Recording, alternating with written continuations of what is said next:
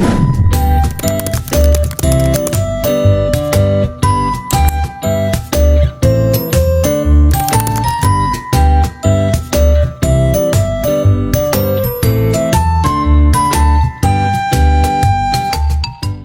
warahmatullahi wabarakatuh. Kenalkan, nama saya Manu Cahya dari 11 PH3. Di sini saya akan menyampaikan makalah tentang gaya dada.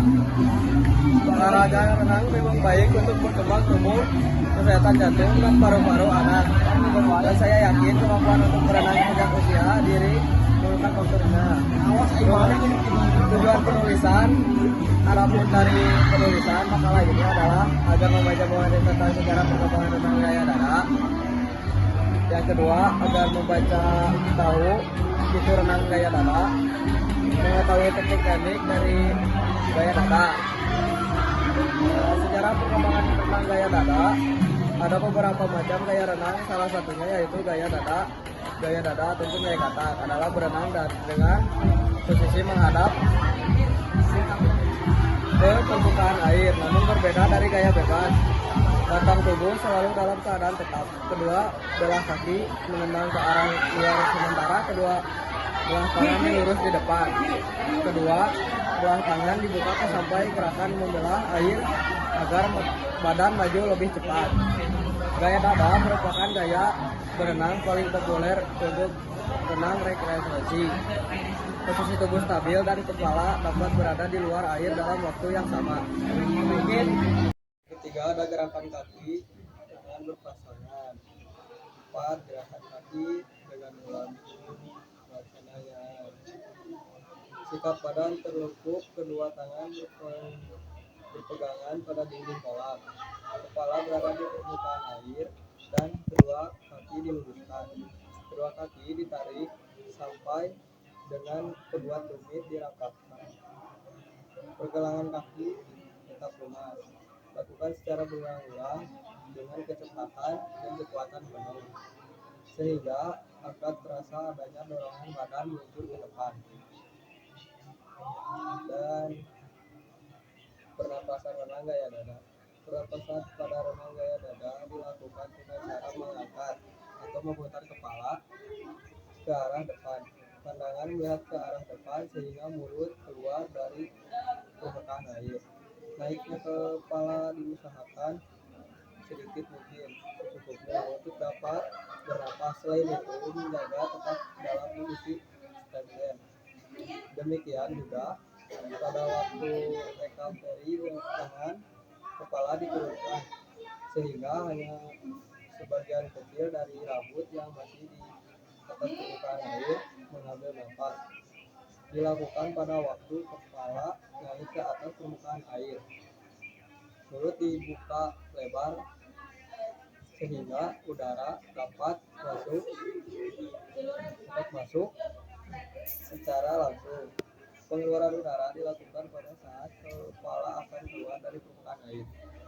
Hembusan udara dilakukan melalui mulut secara cepat atau bisa disebut eksplosif. Dan latihan koordinasi gerakan kaki, lengan, dan pernapasan. Pelaksanaan latihan koordinasi antara gerakan kaki, lengan, dan mengambil nafas dilakukan dalam keadaan mancur. Gerakan tangan kaki tidak dilakukan bersama-sama. Gerakan dilakukan secara kesatuan berkesinambungan antara gerakan lengan dan gerakan kaki. Sikap kedua, lengan mulai membuka ke samping dan dua kaki mendekati pinggul. Setelah membuka tangan, dilanjut siku membentuk sudut di bawah tubuh dan kedua kaki bergerak mendekati pinggul. Pada saat kedua lengan menekan ke bawah permukaan air dengan tepat secara mengambil napas. Sesaat setelah lengan mengakhiri putaran di bawah dagu, dorong ke depan lurus dan napas dikeluarkan di permukaan air bersamaan. Kedua kaki didorong ke belakang. Kedua lengan lurus ke depan, kedua kaki lurus ke belakang. Badan rileks dan pandangan ke depan. Lakukan berulang-ulang dengan jarak yang cukup jauh, sehingga kombinasi gerakan secara keseluruhan dapat dilakukan.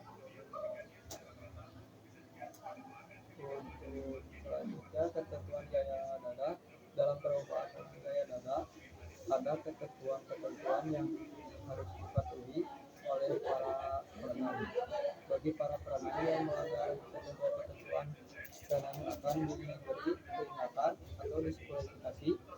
Dan perlombaan ketentuan gaya dada antara lain untuk satu mulai dari dayungan tangan pertama sesudah start atau membalikkan posisi badan dengan terlepas dan kedua tangan segaris dengan permukaan air. Yang kedua, gerakan kedua tangan harus serempat dan dalam bidang horizontal berdasarkan pengertian. Dan yang terakhir, pada waktu pembalikan atau finish harus dilakukan dengan kedua tangan secara bersamaan baik di atas di bawah permukaan.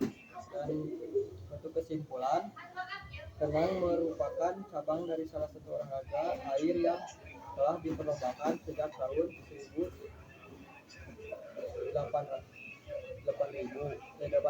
Setelah dibangun kolam-kolam renang ataupun bukti tertua mengenai renang adalah lukisan-lukisan tentang renang dari zaman batu telah ditemukan di gua renang.